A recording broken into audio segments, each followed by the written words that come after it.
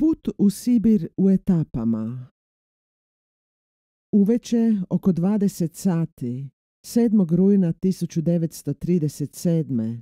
izveli su nas u dvorište zatvora u kojem su stajala zatvorenička kola. Već su bila napola puna. Istog dana osudili su još 14. Ukupno 32. Odveli su nas u etapnu stanicu zatvora Butirka i iskrcali u sredini velikog dvorišta u kome se nalazila crkva. Za cara služila je zatvorenicima. Sada su je pregradili. To je bila trokatna zgrada s mnogo velikih i malih ćelija. U svakoj ćeliji dvokatne ili trokatne prične. Sve ćelije bile su pune. Svaka je mogla primiti 30 do 40 ljudi. Međutim, sada je svaka ćelija imala 10 puta više zatvorenika. Higijenski uvjeti bili su nemogući. Umjesto zahoda, velike drvene paraše. Ujutro 18 ljudi dobija jedan kablić vode za umivanje. Naša ćelija nije imala čak ni pričnu. U njoj se nalazio samo veliki stol. Bio sam presretan što me dopao komadić stola. Tako nisam morao spavati na golom betonskom podu. U ćeliji je poslje podne vladao mir. Nije bilo velike napetosti ni uzrujavanja. Nikoga nisu izvodili na saslušanje. Razgovarali smo o svemu i svačemu. Pored mene sjedio je Vasilij Mihajlović Čuprakov, glavni inženjer Moskovske tvornice kompresora. Visok i snažan čovjek, plave kose i plavih očiju, rođen u Kotlasu, bio je tip pravog Rusa sa sjevera. Nikad nije sjedio besposlen. Uvijek je nešto radio. Sada je krpao naša odjela. Gotovo svaki od nas ispričao je svoj životopis. Jedino je Jefim Marozov, direktor cirkusa, bio potišten. Uzdisao je i jecao. Jednog dana ispričao sam kako sam došao u Moskvu, što sam sve radio i kako sam živio do hapšenja. U Moskvu sam stigao 14. rujna 1932. iz Berlina preko Litve. Pljuštala je kiša. Brzo sam utrčao u auto koji me čekao. Bio sam sretan što se nalazim u gradu o kome sam toliko maštao. Odmah drugi dan javio sam se prema instrukcijama predstavnika izvršnog komiteta Kominterne u Berlinu rukovodiocu OMS-a, Adjel međunarodnoj svjazi. Moj prvi susret s Abramovom bio je vrlo kratak. Abramov je pozvao Černomordika, rukovodioca ekonomata, i naredio mu da mi nađe stan i osigura ishranu. Dali su mi 500 rubalja. Odmorite se nekoliko dana, onda mi se javite, rekao mi je Abramov. Mjesec dana šetao sam Moskvom. Kada su mi šetnje dojadile, odlučio sam da ponovno posjetim Abramova. Otputio sam se u zgradu izvršnog komiteta Kominterne i javio se službujućem NKVD-ovcu. Gledao me sumnjičavo. Onda je nekome telefonirao. Čekao sam 15 minuta. Tada su mi dali papir, prapusku za Abramova. Usput su me još 3 puta kontrolirali. Tražili su da im pokažem prapusku. U predsoblju Abramova dočekala me njegova sekretarica. Kod nje sam sjedio čitav sat. Tada sam bio primljen. Neugledna figura Abramova utopila se u velikom naslonjaču. Preko naočara promatrale su me prodorne oči. Abramov mi je postavio nekoliko kurtoaznih pitanja. Na kraju me zapitao, naglašujući svaku riječ: da li biste bili sposobni da upravljate velikom štamparijom i izdavačkim poduzećem specijalne vrste? Rekao sam mu da imam iskustva u takvim poslovima. Onda je sve u redu. Javite se Kolarovu. Ja ću s njim razgovarati. Kolarov je upravljao balkanskim odjeljenjem Kominterne. Njegovo sjedište bilo je u nekadašnjoj palači ruskog industrijalca Marozova u Vazdviženki 14. Danas ta ulica nosi ime Kalinjina. Javio sam se vrataru, NKVD-ovcu, koji je, kad je čuo moje ime, pogledao u nekakav spisak. Rekao mi je: "Adnu minutočku." Nisam pravo ni sjeo, a već je došao šef Kolarova sekretarijata, Stjepan Adamović Bergman, i odveo me Kolarovu. Kolarov je sjedio u naslonjaču. Pružio mi je ruku. Bio je ljubazan, za razliku od Abramova. To je bio čovjek srednje visine, jak. Njegova čelava glava sjedila je na kratkom vratu. Sličio je trgovcu, a ne konspiratoru koji je 1922. bacio u zrak Sofijsku katedralu. Tom je prilikom poginulo 100 ljudi, među njima ministri, generali i visoki državni funkcionari. Kolarov je pozvonio. U sobu je ušla mlada djevojka. "Naručite 3 čaše čaja." Dok smo pili čaj, pitao me kako sam putovao, kako izgleda Berlin, kako živi drug Dimitrov u Berlinu i što mislim kakva je politička situacija u Njemačkoj. Rekao sam mu da većina smatra da će Hitler preuzeti vlast za nekoliko tjedana, najviše za mjesec dana. Ali mi nećemo dopustiti da on dođe na vlast. Ležerno je rekao Kolarov i obratio se Bergmanu. Uredite sve što treba s drugom Steinerom. Oprostio sam se s Kolarovom i pošao za Bergmanom u njegov ured. Tamo sam razgovarao 2 sata o tome što treba da radim. Bergman me vodio od odjeljenja do odjeljenja i predstavljao pojedinim rukovodiocima odjeljenja.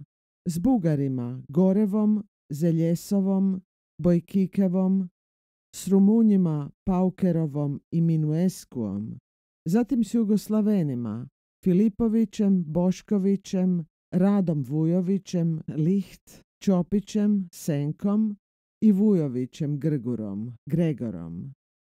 Upoznao sam i 2 Poljaka, Verskog i Mihajčula. Većina nije imala prava imena. Balkansko odjeljenje, koje je zaposjelo cijelu palaču Marozova, imalo je još jednu trokatnu novogradnju u dvorištu, u kojoj se nalazila štamparija, izdavačko poduzeće Maj, Međunarodni agrarni institut. Nastupio sam. 2 tjedna trajala je primopredaja štamparije izdavačkog poduzeća Maj. Upoznao sam se s većinom personala raznih narodnosti. Već je prvog dana vrlo neugodno djelovala činjenica da je blagovaonica imala 2 različite prostorije. Veća prostorija bila je za obične radnike i namještenike, a druga manja za rukovodeći kadar. U manjoj prostoriji stolovi su bili pokriveni, mogla su se dobiti bolja jela, kao u restoranima, a kod stola je posluživao nadkonobar. Odmah sam pokušao izjednačiti obje prostorije na taj način što sam naredio da se servira isto jelo uz iste cijene. Zbog toga sam se sukobio s trojkom balkanskog odjeljenja. Trojka se sastojala od predstavnika uprave, partijskog sekretara i sindikalnog sekretara. Rekli su mi da je moje stanovište pogrešno, da znači uvođenje uravnilovke. Morao sam povući naređenje. Nije prošlo mnogo vremena, došlo je do drugog sukoba s trojkom. Htio sam se sporazumjeti s moskovskim meskombinatom da nam svake subote isporučuje 3 tone iznutrice, a ja se obavezujem da ću im štampati tiskanice na otpadcima papira. Oni su pristali. Radnici i njihove obitelji dobijali su 2 subote 2 do 3 kilograma mesa. To je primijetio Bergman i odmah se zainteresirao odakle to meso i kako se dijeli. Nadkuhar ga je izvijestio da je to moj angažman s mesokombinatom. Naravno, o tome je odmah bio obaviješten Kolarov. Pozvao me i savjetovao mi da obustavim davanje mesa radnicima. Svi moji pokušaji da to nekako sprovedem propali su. Kolarov je smatrao da ne može postojati nikakva grupa privilegiranih radnika. Ipak sam pokušao da nešto učinim za radnike. Na moskovskoj periferiji Vsesvjatskoje imali smo radničku stambenu zgradu u kojoj su uglavnom stanovali neženje i male obitelji. Stanovi su bili jako primitivni, godinama nisu održavani, sa zidova je padala žbuka, podovi su bili truli. Jedva sam uvjerio Kolarova i Bergmana da kuću valja temeljito popraviti. Moj prethodnik Mađar Ferenc, koga je namjestio Bela Kun, potpuno je zapustio poduzeće i ja sam imao muke da ga dotjeram u red. Za kratko vrijeme postalo je aktivno. Stekao sam autoritet kod radnika. Kad je 1935. došlo do čistke u našoj partijskoj organizaciji i kad sam se pojavio na tribini da govorim i odgovaram pred partijskom komisijom, radnici i namještenici štamparije pozdravili su me snažnim aplauzom. Bio sam iznenađen. Predstavnik Komunističke partije Jugoslavije, Grgur Vujović, i predstavnik Komunističke partije Austrije, Grossman, govorili su o meni kao o hrabrom revolucionaru. Svi su me hvalili.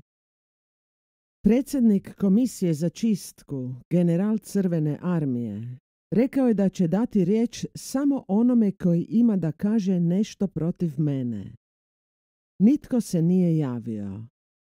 Nekoliko dana poslije toga predsjednik komisije je objavio da sam jednoglasno preveden u SKPB. Morao sam sudjelovati i u društvenom životu.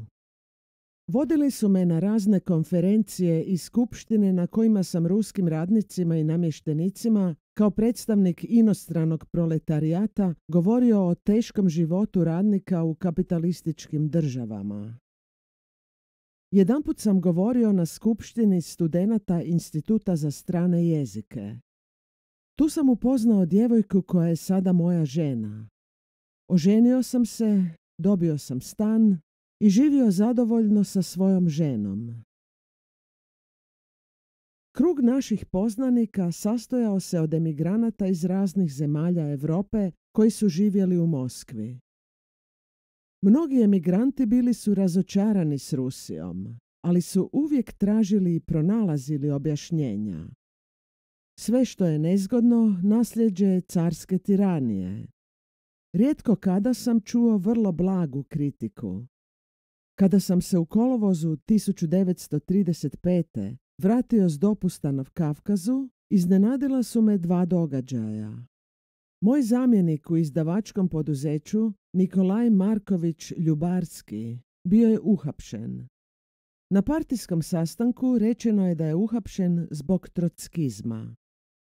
Drugo neugodno iznenađenje bilo je da sam u štampariji zatekao još jednoga zamjenika. Nikad nisam ni pomislio na to da bi u štampariji trebalo postaviti još jednog zamjenika. Otišao sam kod Kolarova da mi objasni kako se to moglo dogoditi u mojem odsustvu i bez moje privole. I Kolarov i Bergman umirivali su me da sam pretrpan poslom i da će se poduzeće proširiti, pa mi je prema tome potreban još jedan zamjenik. Uskoro se pokazalo da je moj zamjenik povjerenik NKVD-a i da NKVD ne može dopustiti da u tako velikom i važnom poduzeću nema svog informatora. U prvo vrijeme zamjenik Smirnov bio je vrlo skroman. Međutim, poslije je pokušao uvesti neke mjere koje nisam odobravao i koje sam poništio. Smirnov je postajao sve agresivniji. Oslanjajući se na svoje naredbodavce, počeo je kritizirati moje mjere. Na partijskom sastanku govorio je kako u našem poduzeću vlada buržoaski duh. Nisam mu odgovarao jer su ga radnici demantirali. Povodom majske proslave 1936. dobio sam veliku novčanu nagradu za uspješan rad u interesu izgradnje socijalizma u Sovjetskom savezu. I žena i ja radovali smo se, pogotovo zato što je žena očekivala dijete. Koliko je bio različit moj život ovdje u Moskvi od onog u inostranstvu. Redovno sam posjećivao monotone partijske sastanke. Predavanja su imala samo različite naslove, a sadržaj je bio uvijek isti. Na sastancima se hvalila Staljinova mudra politika. Rijetko kada čula se dublja misao. U diskusijama se nije čulo ništa stvarno. Svatko je morao barem jedanput spomenuti Staljinovo ime. Često sam nastupao na sastancima u poduzeću. U početku nisam znao da koncept govora valja pokazati partijskom sekretaru koji bi ubacivao aktualna pitanja koja je u tom trenutku postavljala partija. Imao sam vrlo malo privatnih veza s ljudima s kojima sam radio. Teško je bilo naći Rusa koji bi se usudio da s inostrancem održava privatne veze. Inostrani komunisti i ruski komunisti sastajali bi se samo na partijskim sastancima. Rođake svoje žene gotovo nisam poznavao. Nitko se nije usudio da nas posjećuje. Kada su rođaci moje žene saznali da se udaje za inostranca, savjetovali su joj da to ne čini. Jedini razlog protiv bio je, pa on je inostranac. Ni onda kada ih je moja žena upozorila da sam član partije, oni nisu promijenili mišljenje. Jednom sam sjedio u parku na Tverskom bulevaru. Kraj mene je sjeo neki čovjek. Razgovarali smo o običnim stvarima. Kad je primijetio da sam inostranac, ustao je i ispričao se. Vi ste sasvim simpatičan čovjek, ali bolje je da idem. Sjeo je na udaljenu klupu. U našem poduzeću radila je Tanja, sekretarica komsomola. Njoj je palo na pamet da me pozove u svoju kuću i predstavi svojim roditeljima. Njeni roditelji i njena udata sestra radovali su se kad sam došao. Pozvali su me da ih ponovo posjetim. Poslije nekoliko tjedana zatekao sam u njihovoj kući pomorskog oficira, muža Tanjine sestre. Raspoloženje je bilo vrlo uzdržljivo, gotovo neugodno.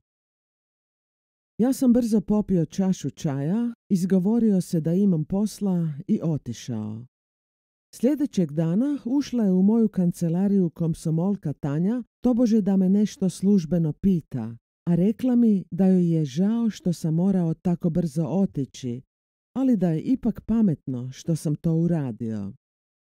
Njezin šurjak ne želi da u stan dolazi inostranac. Tako sam se morao družiti s inostrancima. Radovao sam se kada su od vremena na vrijeme iz inostranstva dolazili moji poznanici i pričali mi novosti. Malo pomalo osjećao sam čudnu prazninu. Raslo je moje neraspoloženje. Jednom zgodom sjedio sam u kavani Mitropolj. Bilo je to 1934. s predstavnikom OMS-a u Beču, Rusom Baralom i direktorom najveće robne kuće u Moskvi, Mastorg. Razgovarali smo i o prilikama u Sovjetskom savezu. Ja sam rekao po prilici ovo.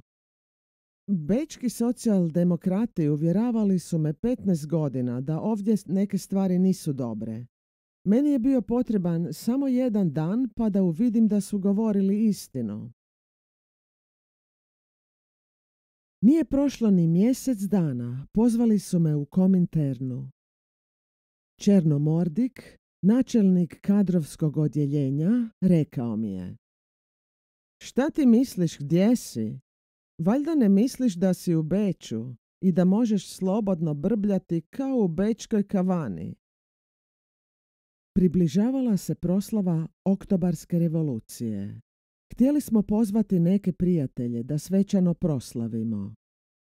4. studenog 1936. pošao sam kao obično na posao. Šef planskog odjeljenja izvijestio me da smo plan u listopadu premašili za 29%. Pozvao sam šefove odjeljenja da s njima dogovorim koje ćemo radnike nagraditi. Bilo je vrijeme ručku. Pošao sam s Filipom Filipovićem, alias Boškovićem, u novo otvoreni restoran za visoke funkcionare koji je smješten u krilu Kremaljske bolnice. Restoran Kempinski u Berlinu nije ništa prema ovome, zar ne? Upitao me Bošković. Nisam mu odgovorio jer u restoranu Kempinski nisam bio. Poslje podne sam se odvezao u upravu poligrafičke industrije na Taganjki da naručim neke stvari za potrebe poduzeća u sljedećoj godini.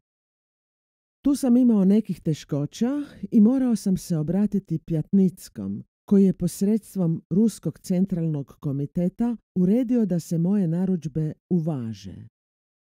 Kada sam se vratio, posjetila me upraviteljica škole čiji smo bili pokrovitelji i zamolila da joj dam nešto novaca za školu i da 6. prosinca prisustvujem svečanoj akademiji.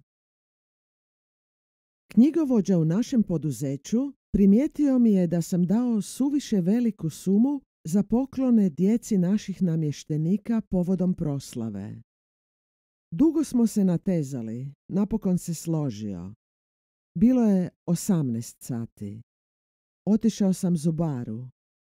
U 20 sati bio sam kod kuće. Poslije večere izašao sam sa ženom u šetnju. U 23 sata smo legli. Sada sam ovdje. Kad sam svršio svoju priču, svi su šutjeli. Onda je Nemirovski, elektroinženjer iz Ukrajine, da razbije neugodnu tišinu, ispričao tragikomičan doživljaj kad je pošao na liječenje u Kislovodsk na Kavkaz. Kada sam se prijavio u upravi kupališta u Kislovodsku, rekli su mi da ću nažalost morati spavati u sobi s još jednim čovjekom. Ali neka se ništa ne plašim, to je vrlo dobar i uljudan čovjek. Umoran od puta, legao sam prilično rano i odmah zaspao. Probudio me čudan san, osjetio sam nekakvu moru. Kad sam se sasvim razbudio, vidio sam da moj sustanar stoji na podnožju kreveta, uporno me promatra u namjeri da pođe prema meni, tada je ispružio ruke i kao u transu sručio se na mene.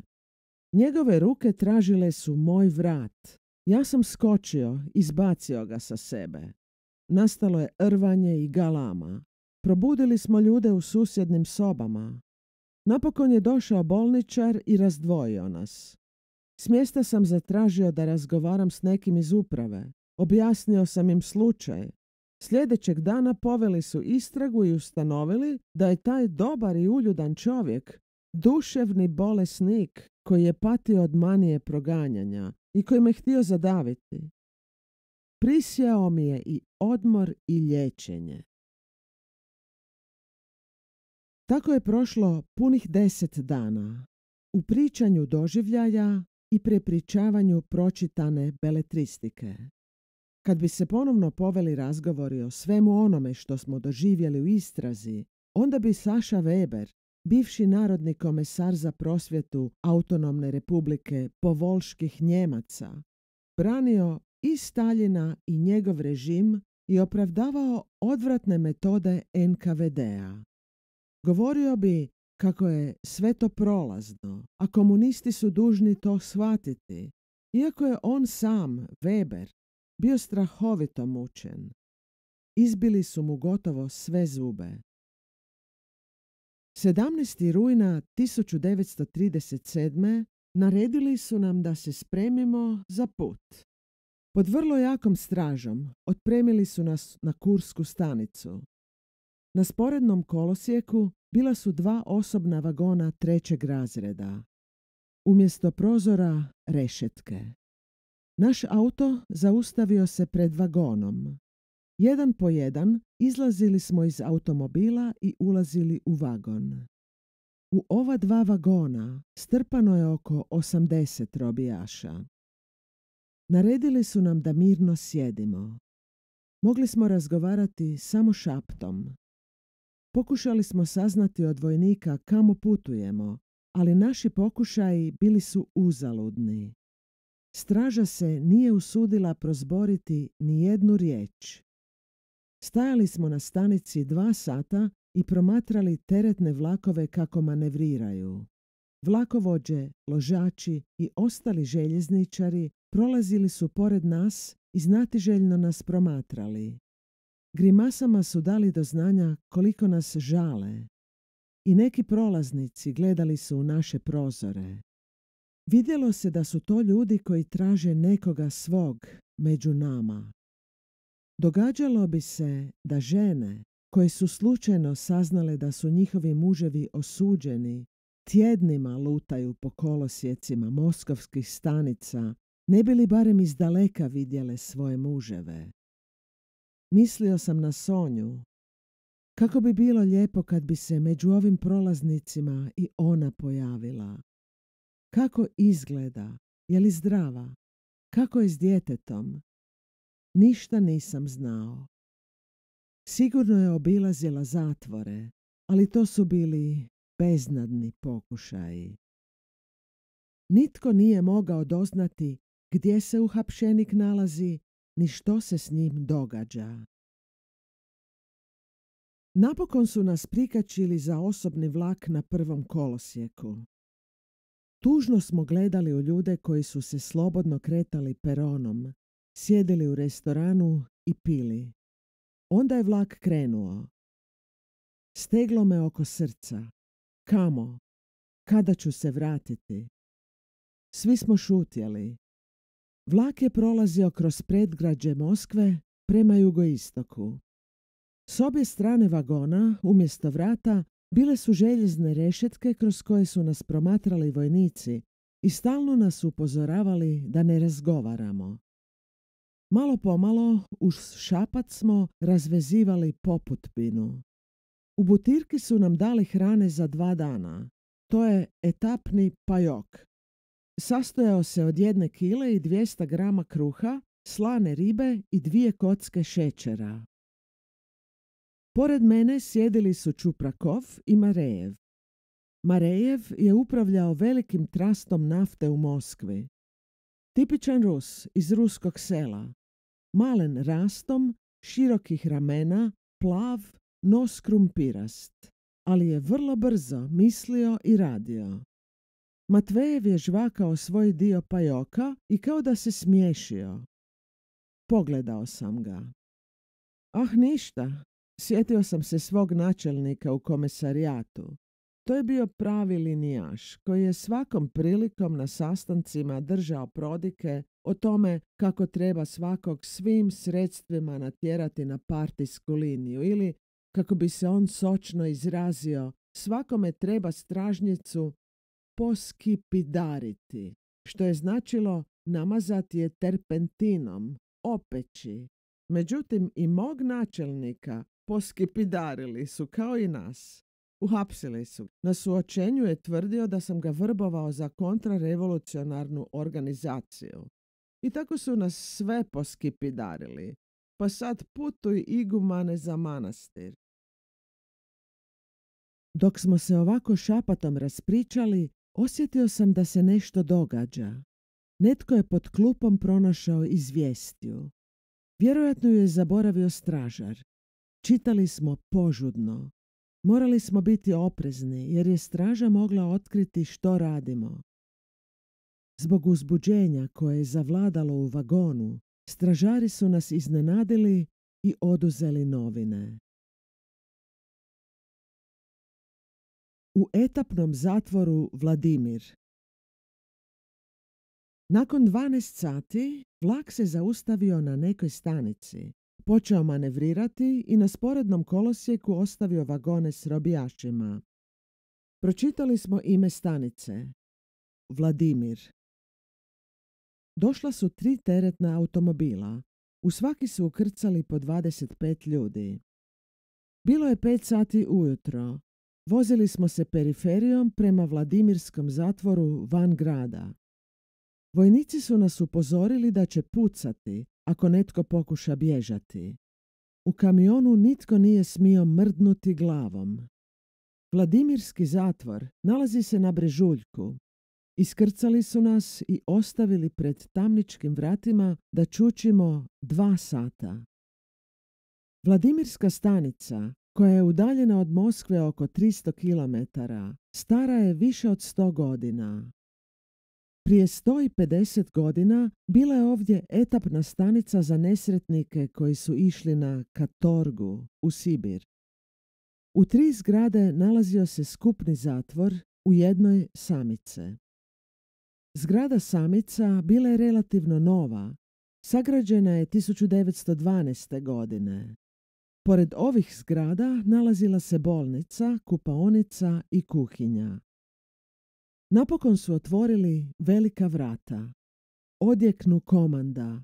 Pozor, osuđenici, ustajte. Digli smo se iz blata, postrojili se u 5 redova i ušli u veliko dvorište. Počela je prozivka. Trebalo je reći svoje ime, prezime, očevo ime, dan rođenja, mjesto rođenja, na osnovu kojeg paragrafa je donijeta osuda i na koje vrijeme.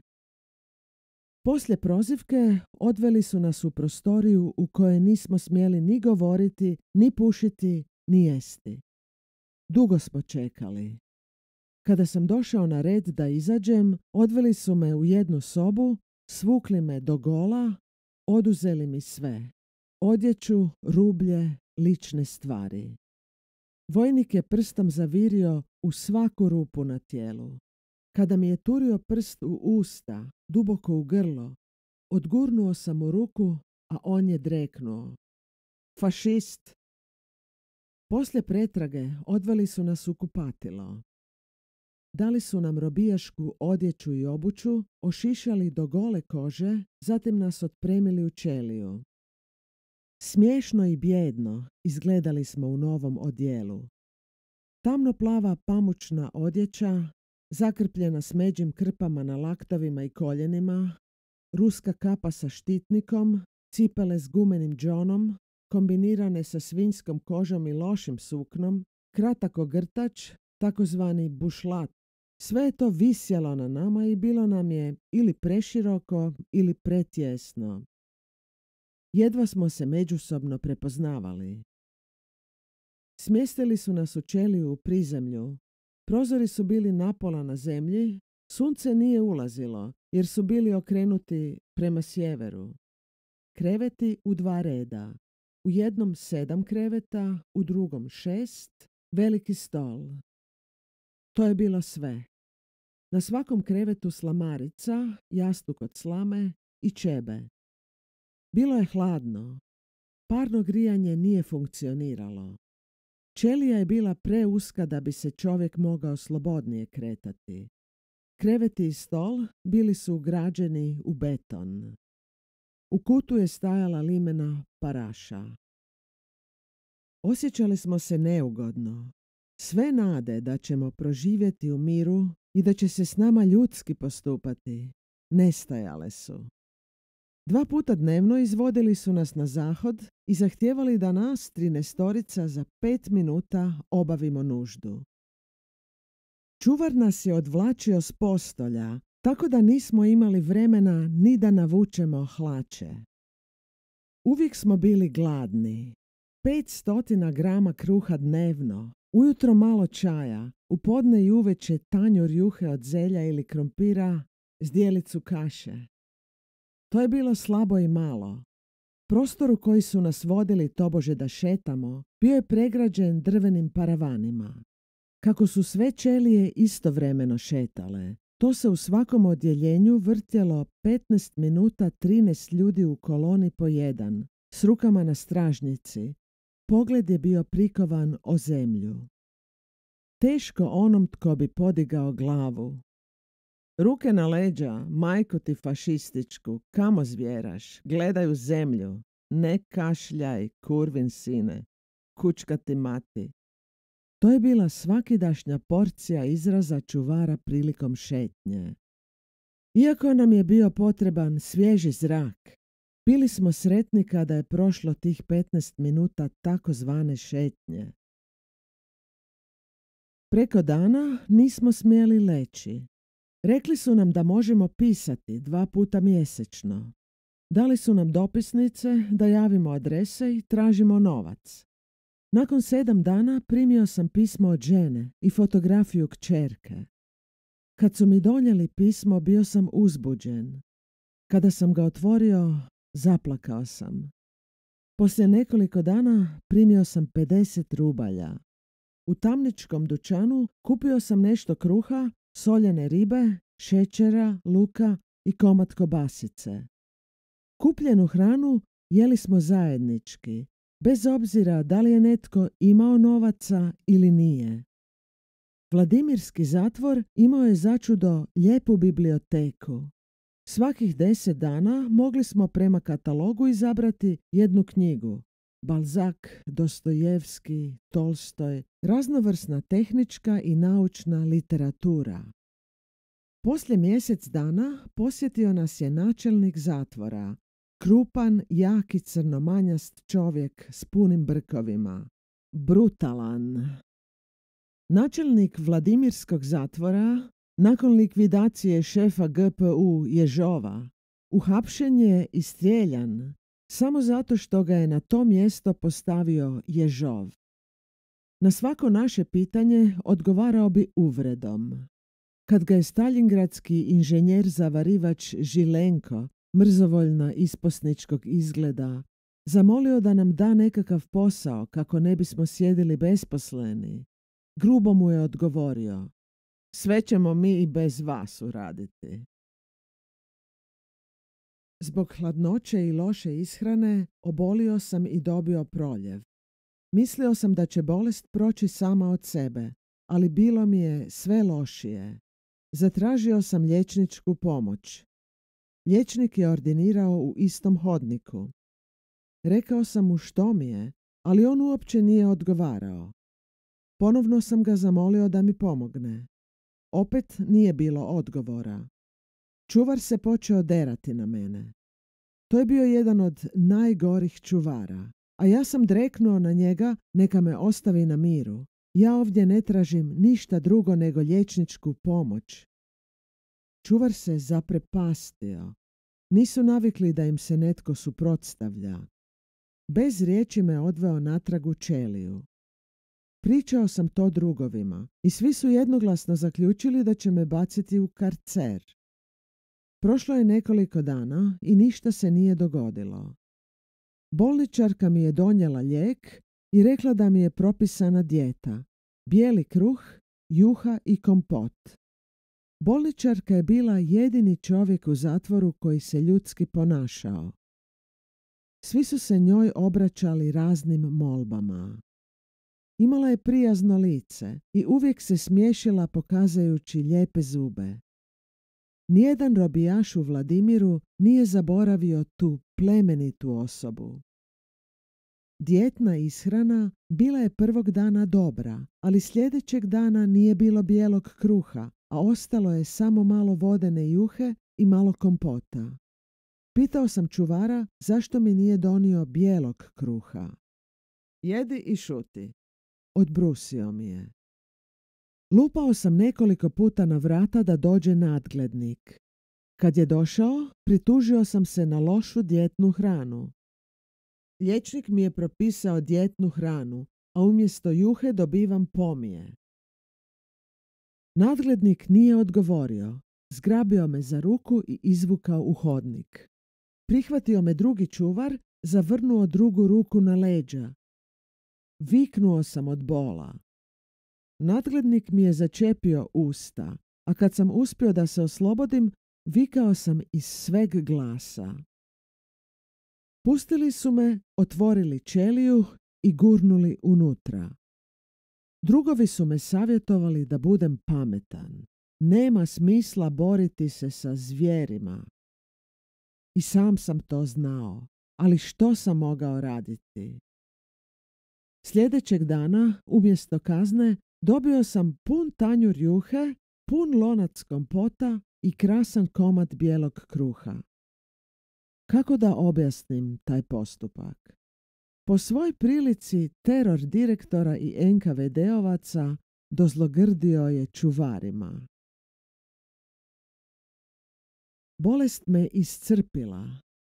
Nisam mogao stajati, pa sam prilegao na krevet, iako je bilo zabranjeno. Čuvar je to primijetio i naredio mi da ustanem. Objasnio sam mu da sam strahovito slab i zamolio ga da bude tako dobar i da mi dopusti da legnem bar 10 minuta. Ništa nije odgovorio. Pozvao je nadglednika i saopćio mu da sam bezobrazan i da nisam htio ustati kada mi je naredio. Pa vidite da sam slab. Ja ne mogu 16 sati neprekidno stajati. Rekao sam nadgledniku. Ovaj me zgrabio za ruku, odveo na drugi kraj hodnika, otvorio teška željezna vrata i gurnuo me unutra. Bio je to karcer, sličan kavezu za divlje zvijeri u cirkusu. Na betonskom podu klupica i posuda za nuždu, ništa više. Oko 12 sati noću čuvar, koji je stalno šetao ispred ćelije, bacio mi je nekakvu pričnu na koju sam mogao ležati do 6 ujutro. Bilo je hladno, nisam mogao zaspati. Ustao sam, pokušao sam se kretanjem malo ugrijati. Čuvar koji je te noći bio dežuran došao je do rešetke i tiho me upitao zašto sam u karceru. Bio je to postariji čovjek, srednje visine, sjedih plavih brkova i dobrodušna izgleda. Šaptao je. Slušaj čovječe, najbolje je da šutiš. Ovo je strašan zatvor. Ti ne znaš gdje se nalaziš. Poginut ćeš, sinko. Otišao je i donio mi komadić kruha i slane ribe. Pojeo sam to i pokušao zaspati. Osjećao sam se vrlo rđavo. Sve sam povratio. Ujutro su mi donijeli 300 grama kruha i lonac vruće vode. Čuvaru sam rekao da sam teško bolestan. Dobričina me odveo liječniku, a ovaj je naredio da me vrate u ćeliju. Jednog dana oko 200 robijaša satjeraše u jednu prostoriju. Mislili smo da je to uobičajen pretres. Međutim, dođu vojnici s našim zavižljajima i vrate nam odjela u kojima smo došli u Vladimir.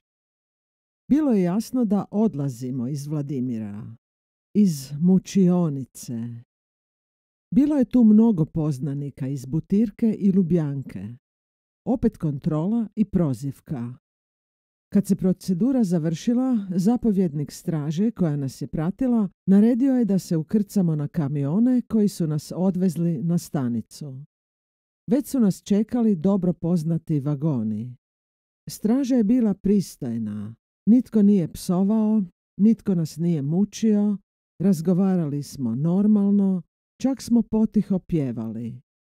Kad smo upitali zapovjednika straže kamo nas vodi, odgovorio je: Biće vam bolje nego u Vladimiru. Ovamo dolaze oni koji su dobili 25 godina, a vi ćete u logor. Čudili smo se novim presudama od 25 godina. Oficir nam je objasnio da je u listopadu stupio na snagu novi zakon i da je sad najveća kazna 25 godina. Znači, dobro smo prošli. Dobili smo samo 10 godina. Drugi su za isti zločin dobivali 25. Tako smo se rastali s Vladimirom nakon 2,5 mjeseca. Putovali smo 2 dana i 2 noći. Za put smo dobili 2 riblje konzerve, 2 kile kruha i 50 grama šećera. Kad bi vlak dulje vremena stajao, vojnici bi nam donosili kipjatok, vruću vodu. Stigli smo u Moskvu na Kursku stanicu. Naše vagone postave na Lenjingradski kolosijek. Bilo nam je jasno da putujemo prema sjeveru. Kamo nas vode? U Kareliju. Tamo su veliki logori, izgrađuje se Bjelomorski kanal. U šumama Karelije 100.000 logoraša obaraju stabla. Vlak se zaustavio na pola puta između Lenjingrada i Murmanska, na stanici Kem. Opet su nas bacili na mrtvi kolosijek. Bilo je rano ujutro. Gledali smo kroz prozore tužnu sivu okolicu. S jedne strane šuma, s druge bijelo more, pored tračnica nekoliko kuća, prolaze koze. Ljude i ne vidiš. Nedaleko od nas ugledali smo grupu robijaša pod stražom. To su bili prvi logoraši koje smo vidjeli. Kad su prošli kraj našeg vagona i zagledali unutra, vojnik je zaurlao. To i nas čeka. Nad sivim morem preletio bi galeb. Velika stabla plivala su pored obale. Svuda čudna tišina. Daleko na moru pojavila se tamna točka. Postajala je sve veća. Dolazila je sve bliže. Netko je opsovao. Priča se da je car Petar Veliki naredio da nekog njegovog dvorjanina pošalju u progonstvo. Kad su ga upitali kamo ga šalje car Petar, odgovorio je Kjebeni materi. Od toga je nastala kratica Kem. Brod koji je plovio prema nama bio je već blizu obale. Uzbudili smo se. Mogli smo pročitati njegovo ime S-L-O-N, što je značilo Salavjetski lager, a sobova naznačenja. Znači, šalju nas na Salavjetske otoke, u strašan logor. Zapovjednik straže išao je od vagona do vagona i vikao. Pozor zatvorenici, spremite sve svoje stvari i budite spremni. Upozoravam vas, nikakav pokret, ni lijevo ni desno. Pucat ćemo u svakoga tko prekrši naređenje.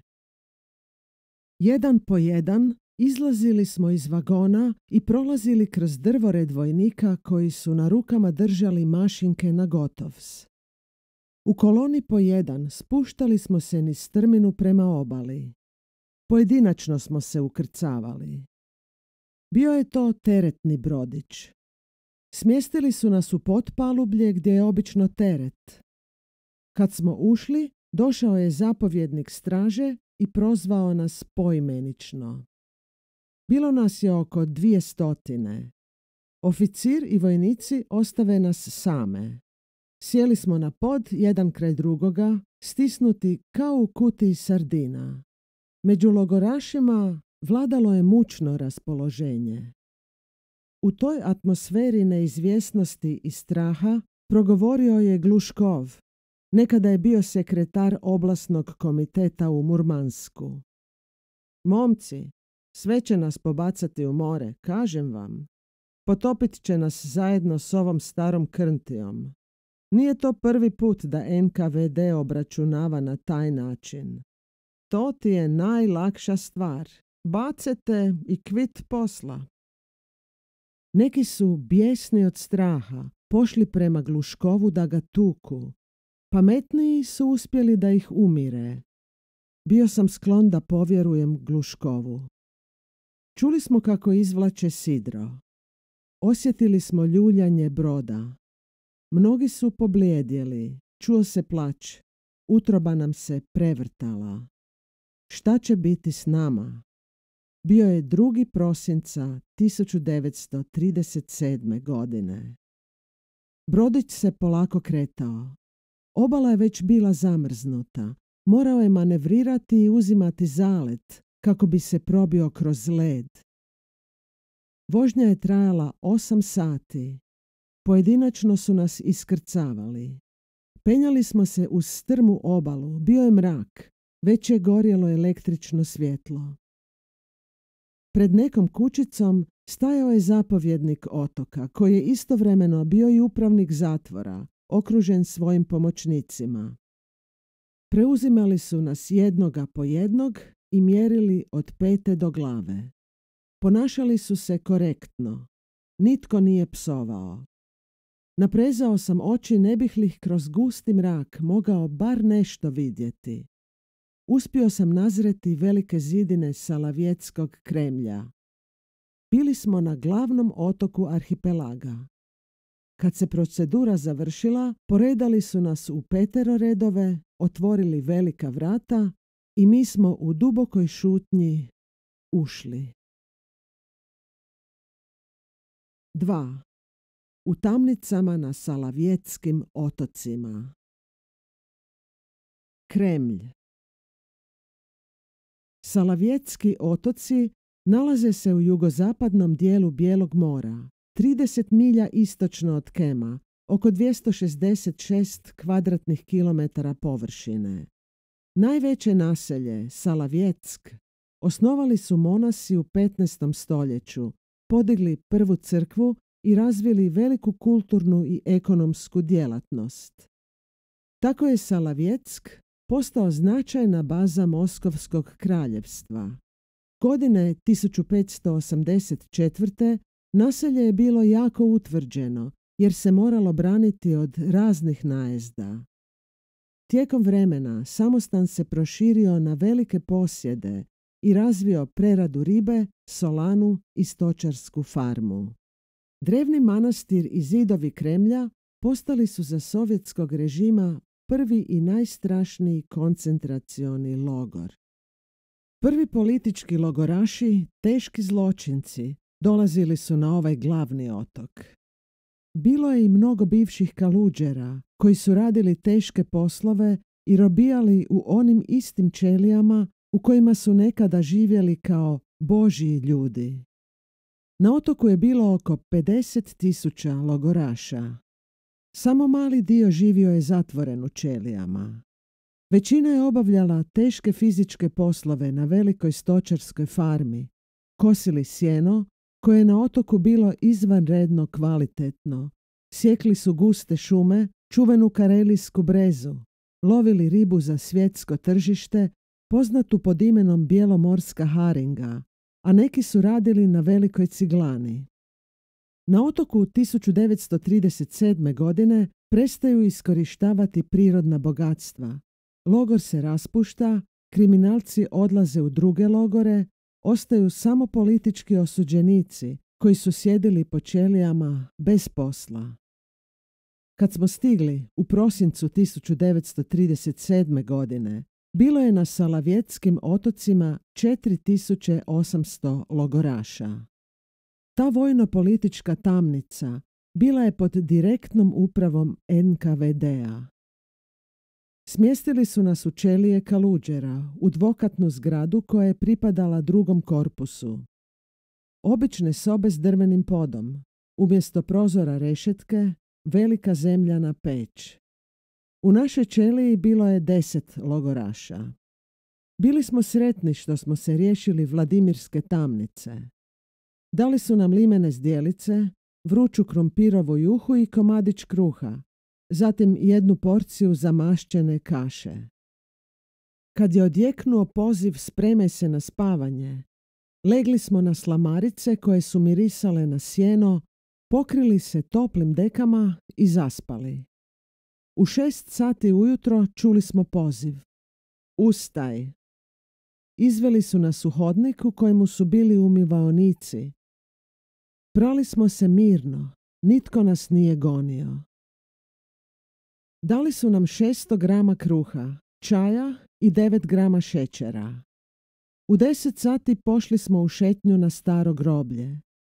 Šetali smo pola sata između stoljetnih nadgrobnih ploča na kojima su bili zapisani datumi smrti kaluđera. U velikom dvorištu Kremlja Bilo je još 6 dvokatnih i trokatnih zgrada pretvorenih u zatvor. U sredini dvorišta stajala je velika crkva koju su sad pretvorili u skladište živežnih namirnica. Gdje su nekada skrušeno klečali kaluđeri, stajali su sanduci, bačve i vreće brašna.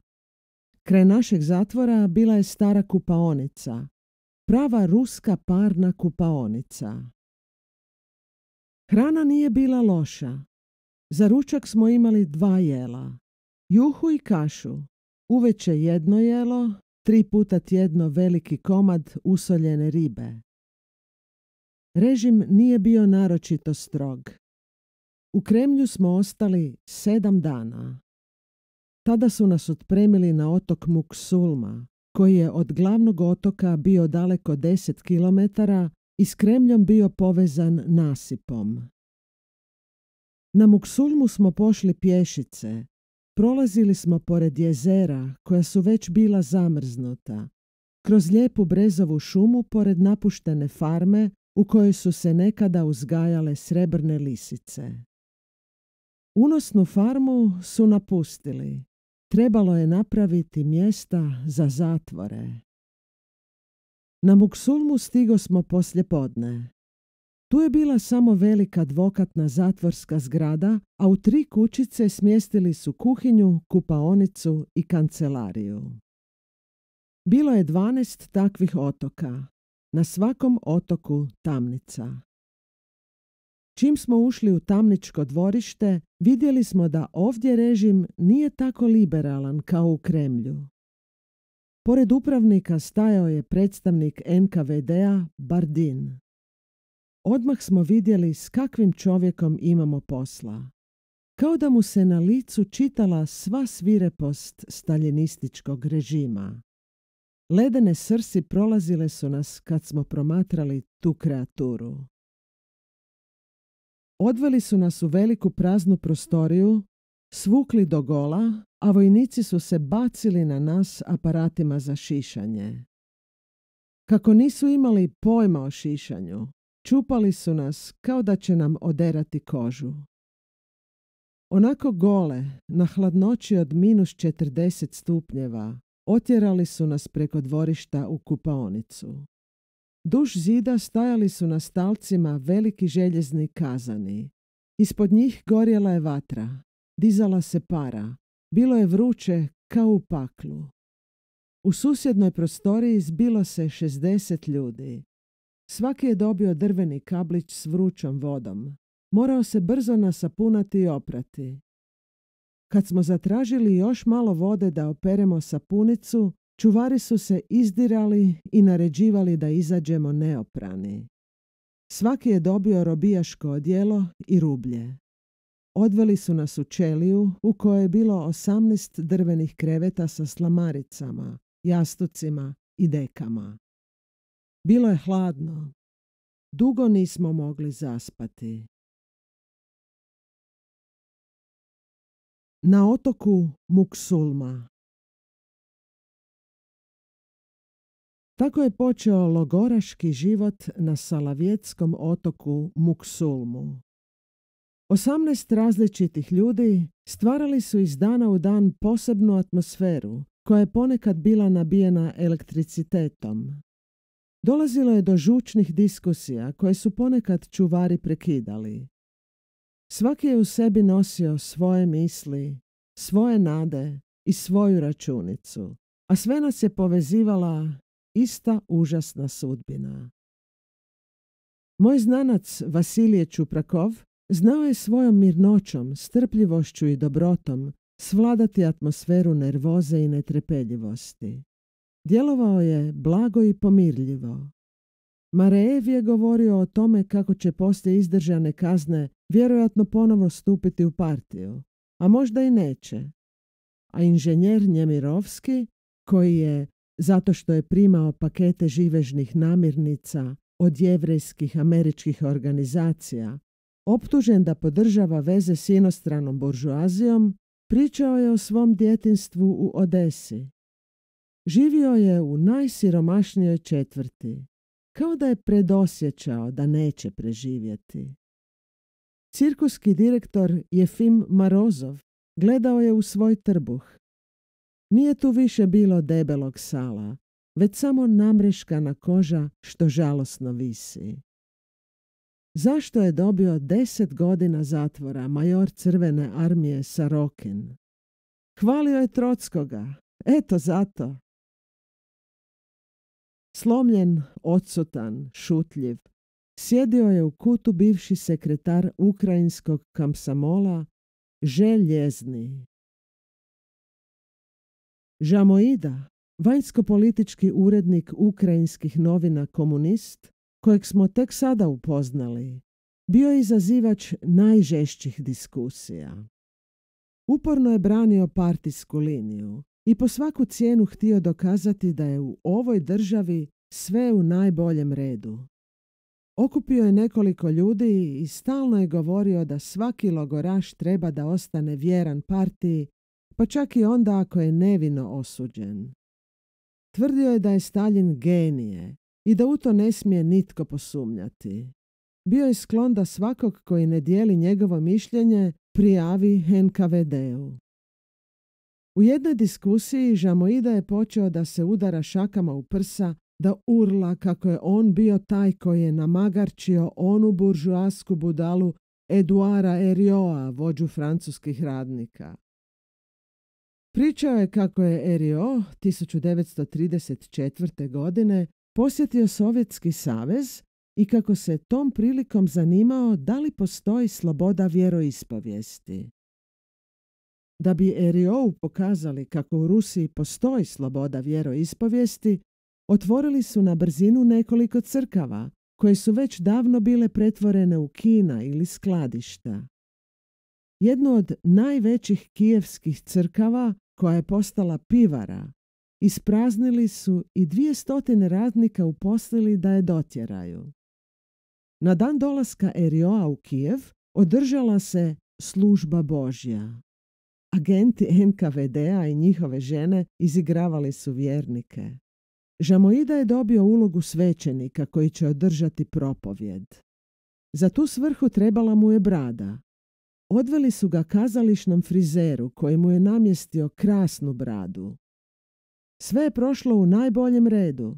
Herriot je bio oduševljen. Kad se vratio u Francusku, izvijestio je kako je na svoje oči vidio da u Sovjetskom savezu postoji sloboda vjeroispovijesti i svako ima mogućnost da ide u crkvu. Kad je Žamoida završio svoju priču, upitao sam ga: smatraš li da je pravilno izvoditi takvu komediju? Pravilno. Pa čovječe Božji, to je prevara, viknuo sam. A zašto ne bi bila prevara? Mi komunisti prevarili smo predstavnika inostrane buržoazije. Molim te lijepo, Herriot nije nikakav predstavnik buržoazije. Za njega su glasali mnogi francuski radnici. To ništa ne znači. Oni koji su glasali za Herriota potpomažu buržoaziju. Pa kad bi bilo tako, to se ipak ne radi. Protiv religije se ne može nastupati prevarom, već prosvjećivanjem, nikako drugačije. Do vraga, s tobom se ne može razgovarati. To je bio posljednji argument Žamoide. Diskusija je bila završena. Svi oni koji nisu dijelili njegovo mišljenje, družili su se sa mnom.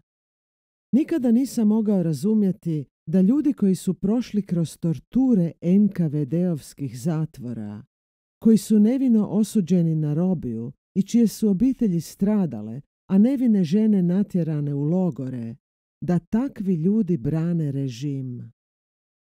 Razgovarao sam o tome s bivšim gradonačelnikom Staljingrada, Jegorovom, i molio ga da mi objasni što se to događa u tim ljudima.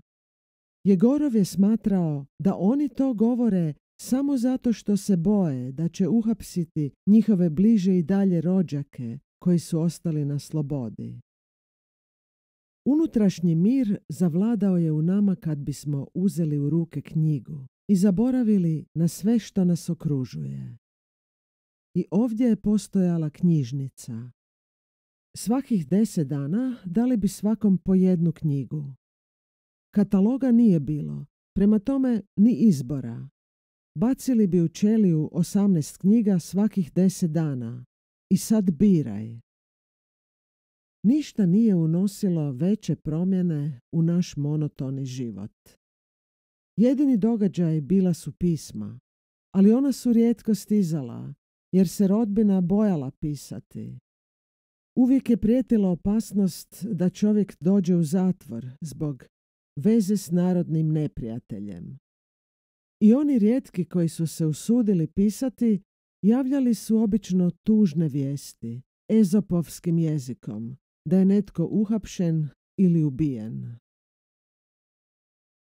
NKVD-ovski poručnik Bardin šuljao se kao sjena hodnicima, otvarao okanca i promatrao nas ne bi li nekoga uhvatio na kakvom dijelu zbog kojeg bi ga mogao kazniti. Za toga 30-godišnjeg visokog i snažnog krvnika, plave kose, sve je bilo zabranjeno. Nije se smjelo smijati, na glas čitati, šetati u ćeliju cipelama. Sve su to bili teški prijestupi koje bi on kažnjavao na razne načine. Ili je oduzeo pravo na šetnju, ili je zabranio pisanje pisama, ili kupovanje u tamničkom dućanu, ili nas je bacao u karcer. U ožujku 1938. prebacili su me u ćeliju u kojoj su bili samo inostranci. Ćelija je bila malena s 8 ljudi. Tu sam upoznao njemačkog komunistu Wernera Hirscha, desnu ruku Ernsta Thälmanna. Bilo je poznato da je Ernst Thälmann, vođa njemačkih komunista, poslušno i vjerno slijedio moskovsku politiku. Njemu je nedostajalo teoretskog znanja, a pomogli su mu na taj način što su mu dodijelili marksistički obrazovana Wernera Hirscha kao desnu ruku. Werner nam je često pričao kako je on to radio. Imao je sobu pored Thälmanna. Ovaj bi kucnuo o zid i Werner je primao naređenja ili je morao napisati rezoluciju za neku skupštinu ili teze za partijski kongres ili bi formulirao kakvu izjavu. Sve to obavljao je Werner na veliko zadovoljstvo Thälmanna i Moskve. Kada je Hitler došao na vlast, Werner Hirsch emigrirao je u SSSR, a 4. studenog 1936. uhapsili su ga u Moskvi i osudili na 10 godina. Bilo je mnogo neslaganja među nama dvojicom, a naročito se nismo mogli složiti u gledanju na politiku njemačkih komunista prije dolaska Hitlera na vlast. Unatoč tome, bili smo dobri prijatelji. To je bio hrabar čovjek. Protiv terorističkog režima na Salavjetskim otocima borio se herojski. Ni od koga nije dobijao pomoć. Pomagao sam mu koliko god sam mogao. Svaki mjesec kupio sam mu 10 paketića cigareta. Bio je strastven pušač. Nije bio zdrav. Fizički je naglo propadao. Obratio se upravniku s molbom da mu se dade više hrane, jer novaca za zatvorski dućan nema. Ništa mu nisu odgovorili. Odlučio je da štrajka glađu, ali je nakon 5 dana prestao jer sam mu savjetovao da to nema nikakvog smisla. Takvo sredstvo borbe može koristiti u civiliziranoj sredini. Ovdje je potpuno neefikasno. Ti znaš vrlo dobro što će ti reći liječnik. Crkni, eto što će biti odgovor na tvoj štrajk glađu, govorio sam mu. I doista, štrajk glađu imao je neugodnih posljedica. Stalno su ga bacali u karcer. I za godinu dana, koliko smo bili zajedno u ćeliji, Werner je u karceru odsjedio 105 dana.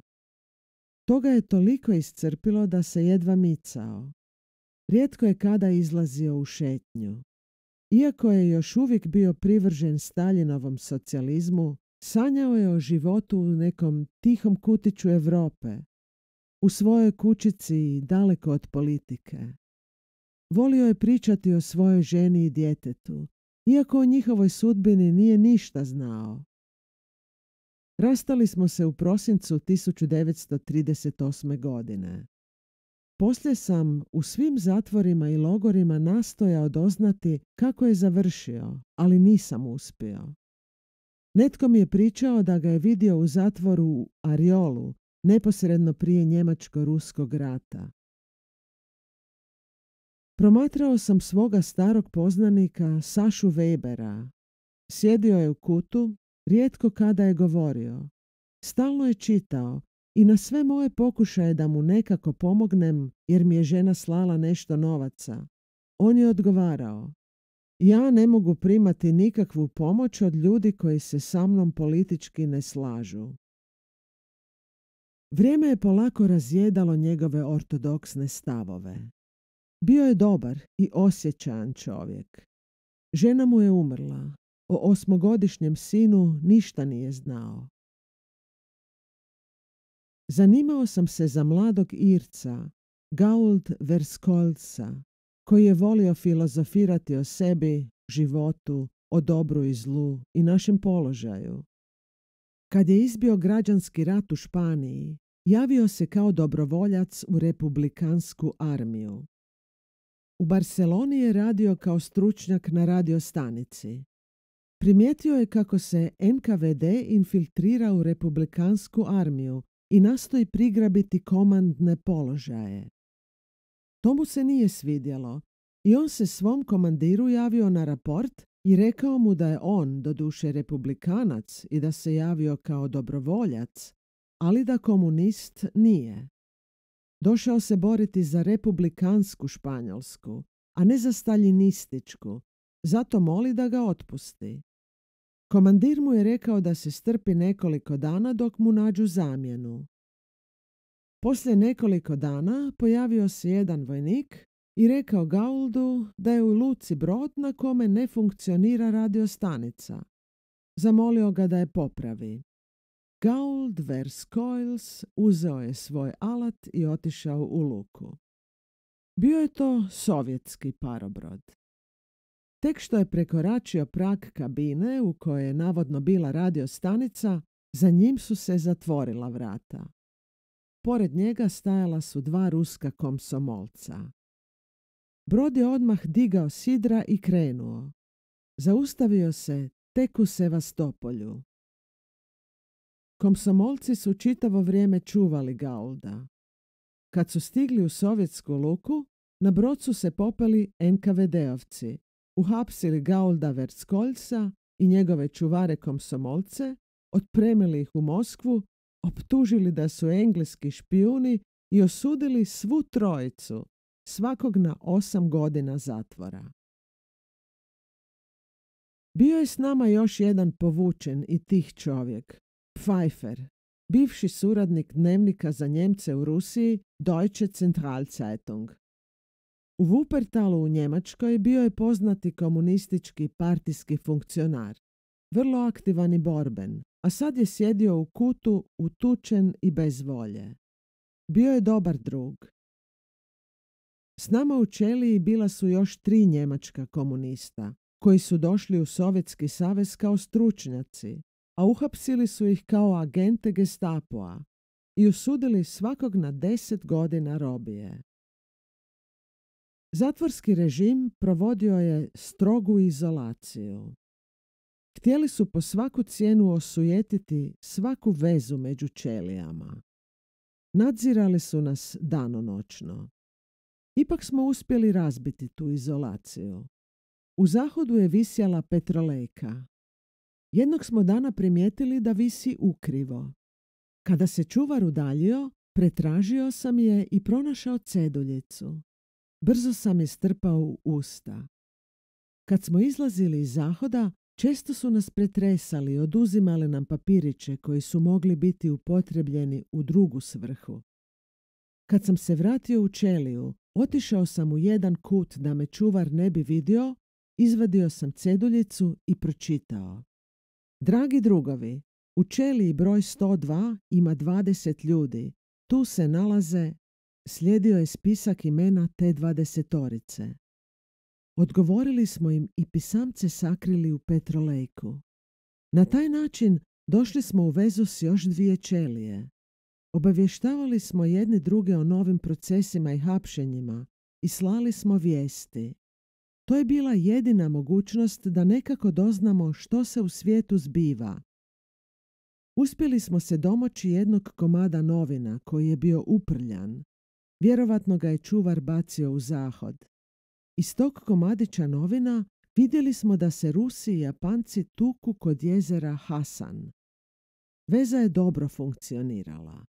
Ali jednoga dana, poslije izlaska iz zahoda, svukli su nas dogola i temeljito pretražili. Naravno, kod mene su našli redovitu poštu iz susjedne ćelije. Odveli su me Bardinu. Ovaj je htio saznati kako sam došao do cedulje. Našao sam je u zahodu. Odgovorio sam. Bardin mi nije vjerovao. Kaznio me sa 10 dana karcera u 2 maha.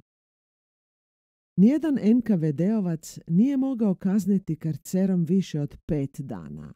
Morao je tražiti odobrenje odozgo. Ali ovaj je to izigrao na taj način što me kaznio sa 5 dana, onda me na 1 dan povukao u ćeliju, zatim me ponovno poslao na 5 dana. Životinja!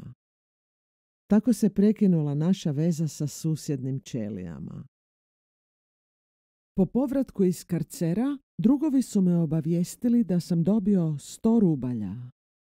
Dulje vremena nisam imao nikakve vijesti od žene i to me sad jako obradovalo. Bio je to jedini dokaz da je žena na slobodi.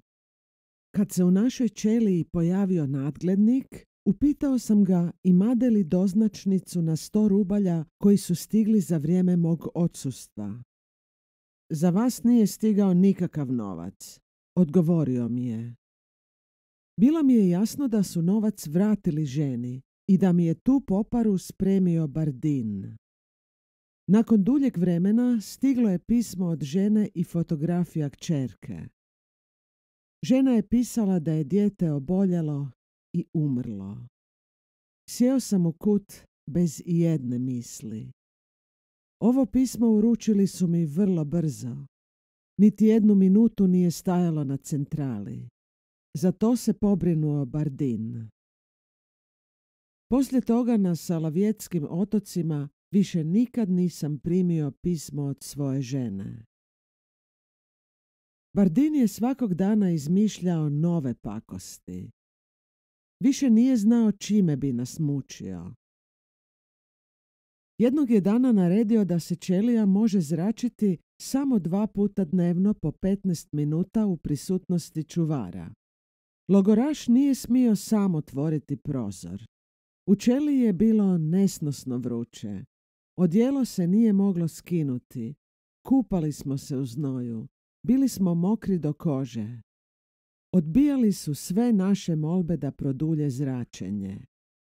Zrak je već bio tako zagušljiv da su ljudi padali u nesvijest. Riješio sam da nešto uradim. Kad je došlo vrijeme za šetnju, rekao sam čuvaru da sam bolestan i zamolio ga da ostanem u sobi.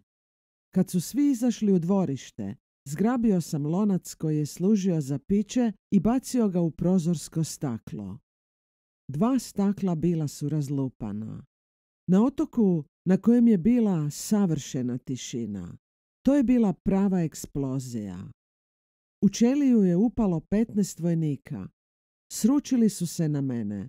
Svaki me uhvatio za jedan dio tijela, tako su me odvukli u karcer. Tek nakon 2 sata odveli su me k Bardinu.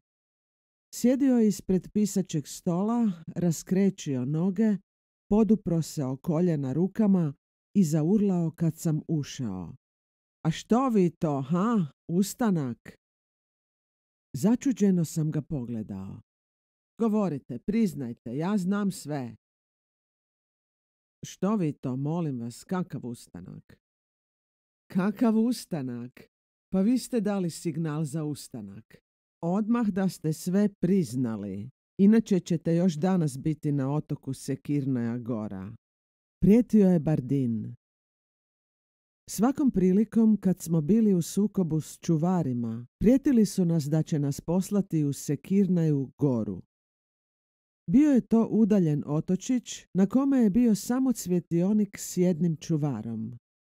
Tamo su logoraše ubijali, a leševe bacali u more. Možete vi sa mnom raditi što hoćete, vi imate vlast, ali ja vam kažem da nikakav signal ni za kakav ustanak nisam dao. Jednostavno nisam se htio ugušiti u ćeliji. Htio sam zraka, a vi nam ga ne date. Odgovorio sam Bardinu. Dugo smo se natezali. On je htio da priznam signal za ustanak. Kad su mu dojadila nagovaranja, napisao je protokol o tome što se dogodilo i ponovno me zatvorio u karcer. Poslije 5 dana vratio sam se u ćeliju. Svi su bili sretni što sam tako dobro prošao. Očekivali su gore. Poslije mog incidenta dozvolili su nam da otvaramo gornje prozore prema svom nahođenju.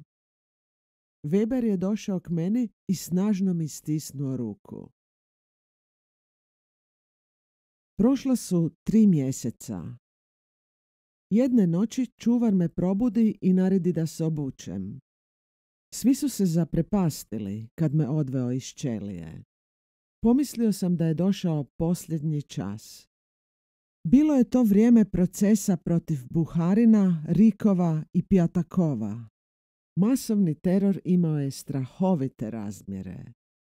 U zatvorima i logorima streljali su na 10.000 ljudi. Izveli su me u dvorište. Tamo je stajao kamion, pored njega upravnik zatvora i nekoliko vojnika. Naredili su da se popnem na kamion. Sa mnom su pošla 4 vojnika s mašinkama. Naredili su mi da legnem na pod i pokrili me ceradom. Putem sam mislio na svoju ženu koja mora toliko da pati. Kći nam je umrla, a sad će još morati da čuje i o mojoj smrti. Naravno, javit će joj da sam obolio i umro. Svejedno je što joj kažu. Glavno je da se svrše muke. Pokušao sam biti ravnodušan prema svemu, ali to nije bilo lako. Volja za životom bila je jača. Razmišljao sam kako je dalek put do Sekirnaje Gore i kako ćemo morati proći pored Kremlja, a onda se ukrcati na motorni čamac. Ali kako će me po takvoj tami prevoziti morem? To je nemoguće. A mogu me jednostavno baciti u more. Zašto da me tako daleko vode? Dok sam tako razmišljao, stigli smo u Kremlj. Vojnik je podigao ceradu i dreknuo. Ustaj! Nisam se ni pomaknuo. Ustaj, pasji sine! Nisam mogao ustati.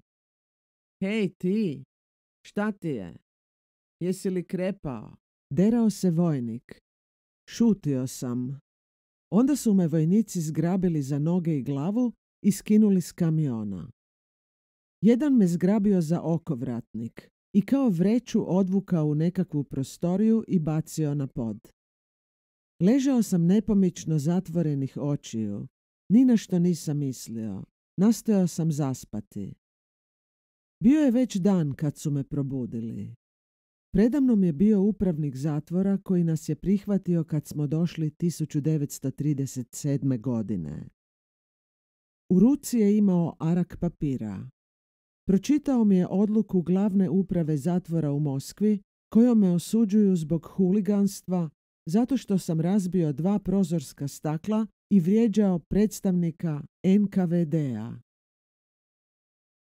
Osuđen sam na 20 dana karcera i novčanu kaznu od 44 rublje za razbijene prozore. To što mi je pročitao morao sam potpisati. Onda su me odveli u prizemlje 4. korpusa u hodnik s 20 ćelija. Svukli su mi sve osim donjeg rublja. Umjesto cipela dali su mi lapti, To su pletene cipele od drvene kore i bacili me u karcer. Morao sam ući četveronoške kroz donji otvor željezne rešetke. Tu je bio kameni pod. Tijesna ćelija nije imala prozora. Iznad rešetke gorjela je mala električna sijalica danonoćno. U ćeliji je bilo jako vlažno i hladno. Morao sam se stalno kretati. Gimnasticirao sam rukama. Ali dugo nisam mogao izdržati. Brzo sam se umorio. Ujutro mi je čuvar donio obrok za cijeli dan. 300 grama kruha i vrč vruće vode. Voda me toliko ugrijala da su mi leđa bila mokra. Svaki 5. dan dobijao sam litru juhe. Noću se čovjek nije mogao ugrijati na uskoj prični. Da bih se ugrijao vlastitim dahom, navlačio sam košulju preko glave. Kakvo je to strašilo? Čuo sam bardina pred vratima karcera. Hladno je i navukao sam košulju preko glave da se malo ugrijem. Odgovorio sam. Pa zato ste u karceru. Skidajte tu košulju s glave, inače ću vas svući dogola. Derao se. Bio sam već 11 dana u karceru. Dobio sam posjetu. Upravnika zatvora, pukovnike i generale NKVD-a. Bila je to nekakva komisija. Pitali su me zašto sam uhapšen. Sve sam im rekao, iskalio sam dušu. Rekao sam im da sam inostrani komunist, da sam i u inostranstvu sjedio u zatvorima zbog komunističke djelatnosti, ali da nigdje nisam ništa slično doživio, da u ovom zatvoru vlada nečuven teror. Dobro, dobro, sve ćemo mi vidjeti. Govorio je neki general i savjetovao mi da ne kršim zatvorski kućni red. Bilo mi je lakše kad su otišli. Iskalio sam svoj bijes i rekao im istinu u lice. Poslije nekoliko sati prebacili su me u drugu ćeliju u istom hodniku. Ćelija je imala mali prozor, drveni pod, bila je 2 put veća. Tu sam proveo ostatak kazne. Ipak je koristilo što sam im sve rekao. Prošlo je 20 dana. Nitko me ne izvodi iz karcera. Pokucao sam.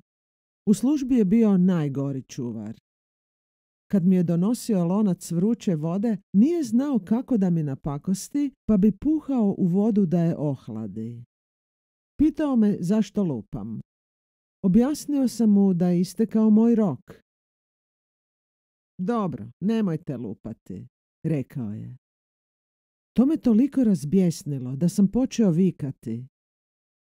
Ne deri se, navući ću ti luđačku košulju. Počeo sam još jače vikati i lupati, zahtijevajući da me puste napolje. To je čuo dežurni oficir i upitao o čemu se radi. Objasnio sam mu. Strpite se malo, vidjet ću što se može učiniti. Oficir se uskoro vratio i donio mi porciju juhe i komad kruha. Jedite, u upravi nema nikoga. Poslije ću vidjeti zašto mi nisu naredili da vas još danas pustim, rekao je. Tek u noći izvadio me iz karcera i odveo na drugi kat iste zgrade u ćeliji sa 8 kreveta. Pokazao mi je krevet koji je bio namješten i pokriven jednom dekom. Lezite tu i spavajte. Osjetio sam u snu kako me netko gura. Pogledao sam. Kraj mene je stajao isti oficir. Naredio mi je da se obučem. Pogledao sam kroz prozor i vidio da je još uvijek mračno. Upitao sam ga zašto me ne pusti da spavam. Imat ćete vremena da se naspavate. Odgovorio mi je i odveo me u istu zgradu gdje mi je bila saopćena kazna zbog razbijenih prozora. Predao me jednom vojniku. Evo ti, to je tvoj, vodi ga.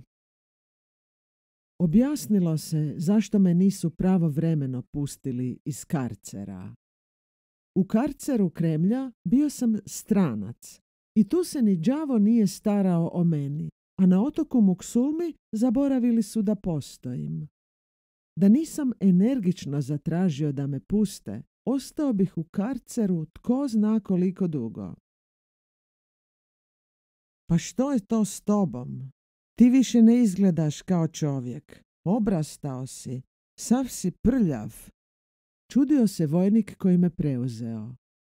Šutio sam. Dobro, hajdemo. U dvorištu nas je čekala konjska zaprega. Morao sam leći.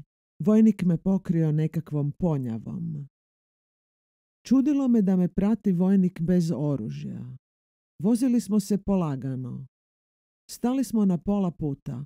Vojnik je skinuo ponjavu s moje glave i prijazno me upitao kako se osjećam i jesam li gladan. Nisam smogao riječi. Iznenadilo me njegovo ljudsko ponašanje. Eto ti, jedi. Pružio mi je veliki komad kruha. Jeo sam.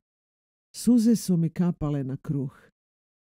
Sjedio sam tako sve dok nismo ugledali Muksulmu. Onda me vojnik upozori. Bratac, sad moraš leći. Vidjet će nas, a onda će po mojoj glavi. Došao sam u staru ćeliju. Moji drugovi bili su upravo na zahodu. Kad su se vratili, čudili su se Novajliji. Pošto je čuvar zatvorio vrata i kad su htjeli da mi postave uobičajena pitanja kakva se obično postavljaju Novajliji, prepoznali su me. Bili su zaprepašteni. Lice mi je bilo upalo, obraslo u dlaku. Bio sam prljav od glave do pete. U karceru nisam dobio ni kap vode za umivanje. Noge su mi otekle, postale su slonovske. Upravo se dijelio doručak. Svaki je otkinuo komadić svog dijela i pružio mi. Nisam htio uzeti. Ispričao sam im kako sam se namjerio na neobično dobra vojnika, koji mi je dao kruha. Kad su čuli da sam bio u karceru, rekli su mi kako su svašta nagađali, gdje bih mogao biti. Većina je mislila da su me odvukli na Sekirne u goru i tamo ucmekali. Drugi su opet pretpostavljali da su me pustili da se vratim u svoju domovinu. Njihove pretpostavke nisu me nimalo začudile. Svaki je logoraš sklon da misli ekstremno.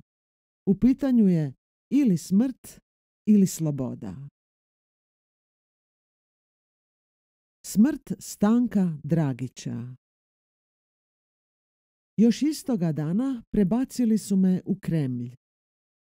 Prije toga odveli su me da se okupam, obrijem i ošišam. Našao sam se u maloj ćeliji sa 3 čovjeka.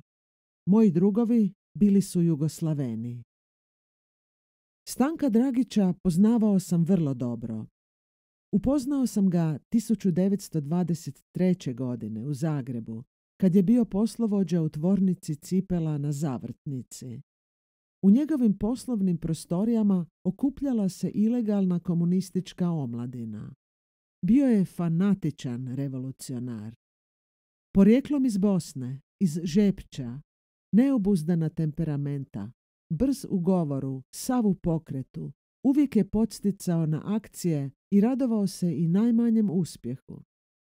Bio je to čovjek koji nije imao ličnog života i koji je sve svoje vrijeme posvetio revolucionarnom radničkom pokretu. Pred policijskim progonima morao je pobjeći iz Jugoslavije 1927. godine. Dugo vremena živio je u Moskvi i studirao na sveučilištu zapadnih naroda. To je bila škola za izobrazbu komunističkih funkcionara koji su radili na zapadu. Mnogi studenti bili su uhapšeni, među njima i Dragić. Osuđen je na 3 godine zatvora. Istog dana, kad je trebalo da izađe na slobodu, Saopćili su mu da ga je ista NKVD-ovska trojka ponovno osudila na 3 godine. Dragić je neprekidno protestirao protiv te užasne nezakonitosti i naravno izvlačio neprekidno nove teške disciplinske kazne. Bio je to čovjek otporan i jak. Sada su njegove crne užarene oči bile ugašene. Gotovo ga nisam prepoznao. Neprekidno se tužio na bolove u utrobi. Gotovo ništa nije mogao jesti. Popio bi malo juhe i čaja i založio nešto kruha. Zbog njegovog držanja u zatvoru, oficiri su mu prijetili da će završiti na otoku Sekirnaja Gora. Iako je bio fizički izmrcvaren, nije se dao slomiti. Njegov nemirni duh ostao je aktivan. Pokušao sam ga urazumiti na sve moguće načine. Ubit ćete. Svejedno mi je. Bolje da časno umrem nego da živim kao pas. Procjedio je kroz zube. U prosincu 1938. saopćili su mu da je ponovno dobio 3 godine. Oficira koji mu je čitao presudu ispsovao je na pasja kola. To je platio sa 10 dana karcera. Vratio se bijesan, popeo se na prozor i počeo vikati iz sveg glasa. Drugovi, ako netko ikada dođe na slobodu, neka kaže da jugoslavenski komunist Dragić stradao nevin i da su ga nevinog mučili. Dotrčali su upravnik zatvora Korčkov, Bardin i 2 vojnika. Dragića su okovali i odveli. Zdravo, drugovi, bile su njegove posljednje riječi. Odveli su ga na otok Sekirnaja Gora, ubili i bacili u more. Drugi Jugoslaven, Antun, zaboravio sam mu prezime, morao je kao komunist pobjeći iz Jugoslavije 1920. godine. Rodio se u Sloveniji, bio je mršav, prosjed, srednje visine, crnomanjast. Imao je oko 50 godina. Uhapsili su ga u Harkovu 1937. i osudili na 10 godina zbog kontrarevolucionarne agitacije. Sreli smo se u Norilsku. Ne znam kako su ga ubili. Bio je odvažan čovjek. Poslije odlaska Dragića u našu ćeliju došao je Amerikanac Lajtala. Radio je kao stručnjak u velikom poduzeću za metalnu robu u Petrozavodsku, glavnom gradu Karelije, oko 2 godine. Jednom prilikom pošao je u lov prema rusko-finskoj granici i tamo ga je uhapsila ruska pogranična policija. Optužili su ga da je špijun. Za istrage tražio je da obavijeste američku ambasadu o njegovom slučaju. Naravno, samo su mu obećali. Osudili su ga na 5 godina logora i odveli na Salavjetske otoke. Nakon 2 godine tamnovanja pokušao je pobjeći zajedno sa još 2 robijaša. Uspjeli su se dočepati ribarskog čamca. Kad je pala noć, zaveslali su prema obali. More je bilo jako nemirno, morali su dugo veslati. Tek pred svitanje stigli su na obalu. Mislili su da su se dočepali slobode. Sjeli su u grmlje da se malo odmore i dogovore u kome će pravcu krenuti da što prije dođu do finske granice, kad ih najednom iznenadi lavež pasa. Počeli su bježati u šumu. Jednog su odmah uhvatili. Ostala dvojica stigla su 2 kilometra do finske granice. Htjeli su je preći noću. Puzali su 200 metara, čuli su kako žubori potok i mislili su da je s druge strane Finska. Ali na 100 metara spaze 2 ruska vojnika sa psom kako im idu u susret. Vojnici su osvjetljavali put. Bjegunci su počeli trčati u pravcu potoka. Vojnici su ih primijetili i pustili psa. Preskočili su potok. Bili su na finskom teritoriju. Pas je uhvatio Lajtalu koji nije mogao da mu se otme dok je onaj drugi pobjegao. Lajtalu su svezali i predali najbliže straži. Pogranična straža bila je obavještena o njihovom bjegstvu i postavila im je zasjedu. Sljedećeg dana Lajtalu su odveli u pogranično zapovjedništvo. Vojnici su ga strahovito izubijali. Lajtala mi je pokazao usta. Nije imao prednjih zuba. Istog dana odveli su ga u zatvor u gradu Kemu, zatim ga prebacili parobrodom na otok. Zatvorili su ga u Kremlju. Jednog dana izveli su ga nasred kremaljskog dvorišta i okupili sve osuđenike. Osuda je glasila smrt zbog pokušaja bjegstva. Ta osuda trebala je zastrašiti osuđenike. U cijelom logoru objavili su da je smrtna kazna izvršena. Međutim, obojica su dobili 10 godina zatvora. Streljanje kaluđerica. Lajtala je mnogo toga znao. Sreo je nekoga ukrajinskog seljaka Gnjiteckog, koji je kao logoraš sjekao šumu u Kareliji. Logoraši su radili pod tako svirepim okolnostima, da su u svojem očajanju neki od njih rezali prste, stavljali ih u deblo s porukom da ih se spasi od užasa. Drvo je bilo namijenjeno za izvoz u Englesku. Strašan prizor promatrao sam 1935. godine na Solovjetskom otoku. Počeo je Lajtala. Oko 300 kaluđerica, koje su pripadale raznim religioznim sektama, bile su zatvorene na otoku. Htjeli su ih prisiliti da rade. One su uporno odbijale bilo kakav posao, osim da budu bolničarke u logorskoj bolnici. Uprava nije htjela pristati na njihov prijedlog i kažnjavala ih je karcerom. Svakih 10 dana izvlačili su ih iz karcera i postavljali pitanje jesu li spremne da idu na rad. Kad bi ponovno odbile, ponovno bi ih bacili u karcer.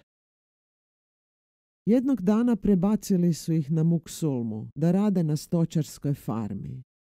Za Antikrista nećemo raditi, odgovorile su kaluđerice. Onda su ih izveli u dvorište, postrojili i doveli sve logoraše. Načelnik logora izvukao je revolver i prišao kaluđerici koja je stajala u prvom redu. Hoćeš li raditi? Upitao je. Za Antikrista neću raditi, odgovorila je kaluđerica. Odjekne pucanj. Kaluđerica padne mrtva. Ostale kaluđerice klekle su i počele se moliti Bogu. Načelnik je prišao sljedećoj. Postavio je isto pitanje. Dobio je isti odgovor. Ponovno odjekne pucanj, kaluđerica padne mrtva. Tako se to ponavljalo dok nije istrošio sve metke. Proklete kurve, sve ću vas otpremiti k vašem Bogu. Derao se načelnik.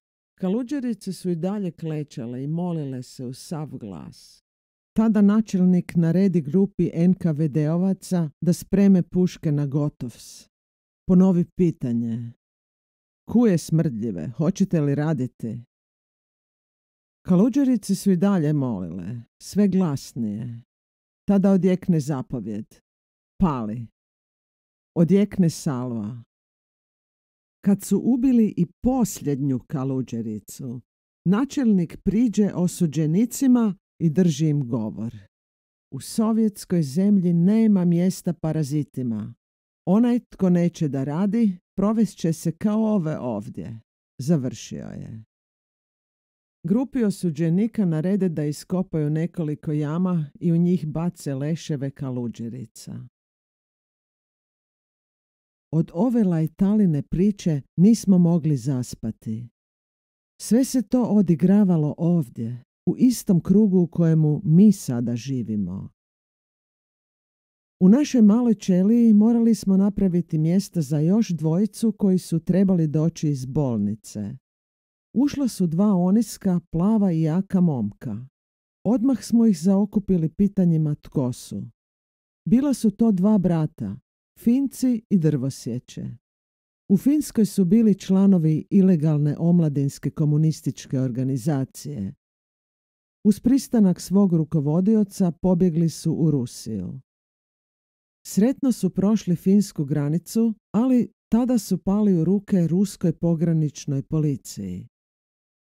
Na pograničnoj postaji optužili su ih da su špijuni i diverzanti. Oni su pokazali tajno pismo pisano na platnu u kome je stajalo da odlaze u Rusiju po nalogu komunističke omladinske organizacije Finske. To nije koristilo. Tukli su ih dan i noć dok nisu priznali da su u Sovjetski savez došli po nalogu finske vojne špijunaže u cilju diverzantskih akcija. Zatim su bili otpremljeni u Petrozavodsk u zatvor NKVD-a.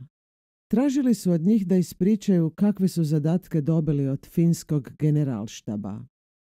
Momci su izjavili da je priznanje iznuđeno batinama i da oni nisu nikakvi diverzanti.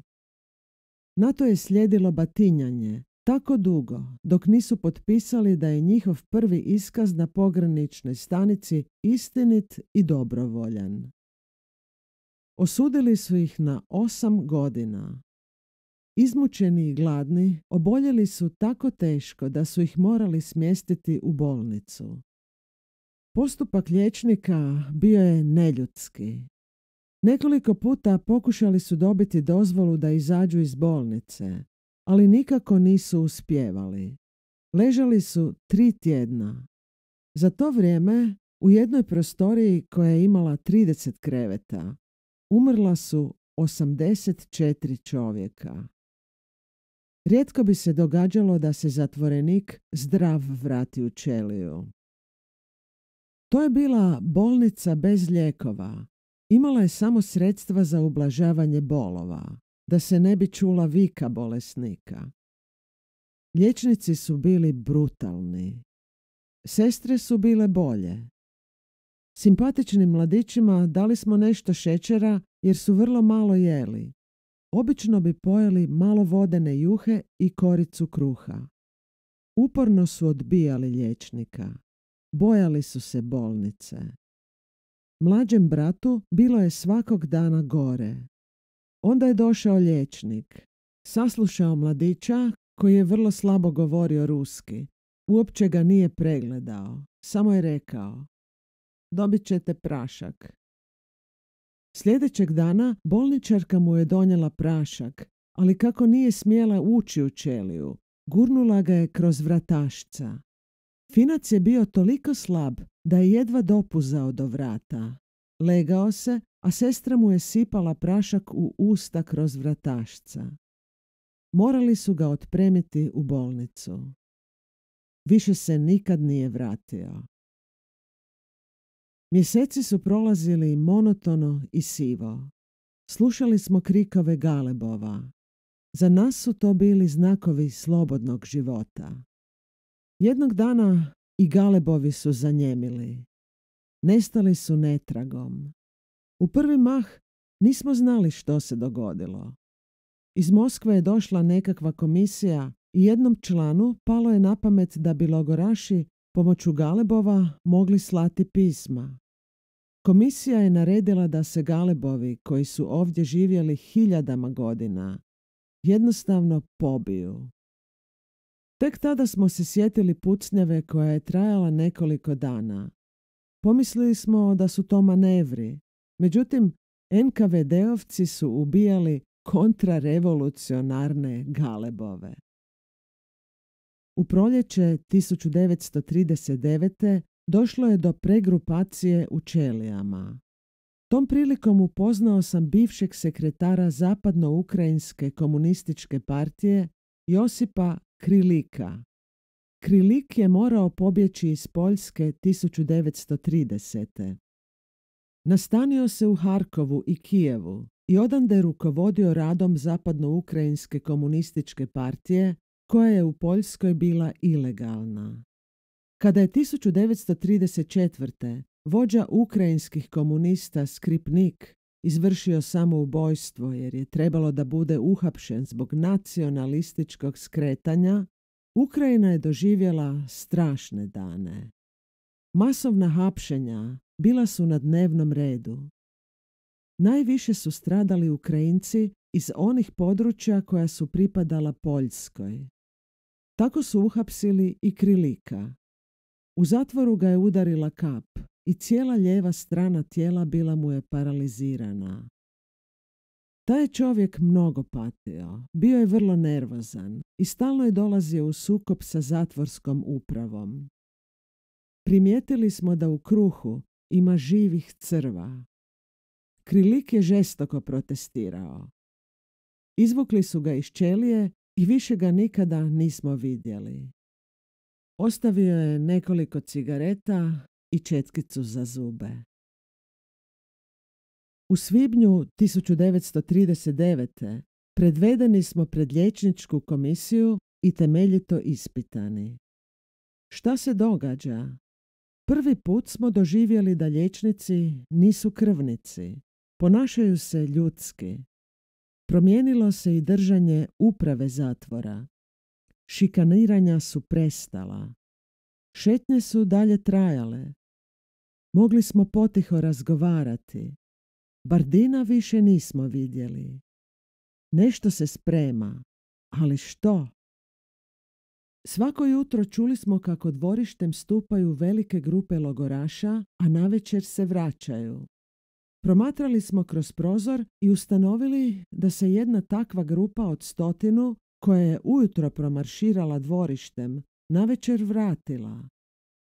Vjerojatno negdje nešto rade. Ali zašto nas ne vode na rad?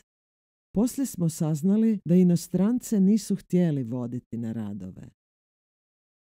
Nakon 3 mjeseca, početkom kolovoza 1939. otvorili su naše ćelije i rekli nam da možemo izaći u dvorište. Prosto nismo vjerovali. U dvorištu smo sreli stare drugove iz moskovskih zatvora, iz Vladimira i iz Salavjetskog Kremlja. Opet sam sreo Čuprakova, Marejeva, Marozova, Webera i druge. Tom prilikom doživio sam veliko iznenađenje. Sreo sam dvojicu starih poznanika, Josipa Bergera, koga sam upoznao u Beču 1926. godine. Tada je bio visoki funkcionar Kominterne, i Rudolfa Ondračeka, poznatoga austrijskog komunistu. Od naših starih znanaca doznali smo što znači to kretanje logoraša i te liječničke komisije. Svi smo morali proći liječničku komisiju zbog radova na otoku. Gradila se kasarna, aerodrom, električna centrala, bolnica i drugi objekti. Bilo je jasno da ti objekti treba da služe u ratne svrhe. Sovjetska vlada spremala se za rat sa svojim susjedom Finskom. Prema tome, sve vladine izjave kad je počeo rusko-finski rat da su bili izazvani i da su rusku patrolu gađali finski topovi, bile su priče za malu djecu. U Salavjetskom Kremlju život se promijenio. Mogli smo se slobodno kretati. Zatvarali su nas tek navečer. Cijeli dan smo uživali na svježem zraku. Neprestano su dolazile nove grupe s ostalih otoka. Odakle dolazite, drugovi? Mi smo s otoka Zajčiki, a mi iz Lisina. Čuli su se odgovori. Ali nitko se nije javio da je došao s otoka Sekirnaja Gora. Skupilo se oko 4000 logoraša. Iz skladišta su vadili naša civilna odjela. Vladao je metež. Jedan je nosio svoj kovčeg, drugi neki zavežljaj. Svaki je gledao da što prije skine svoje robijaško odjelo i navuče civilno. Logoraši su stajali u grupicama i pričali jedni drugima što su sve doživjeli.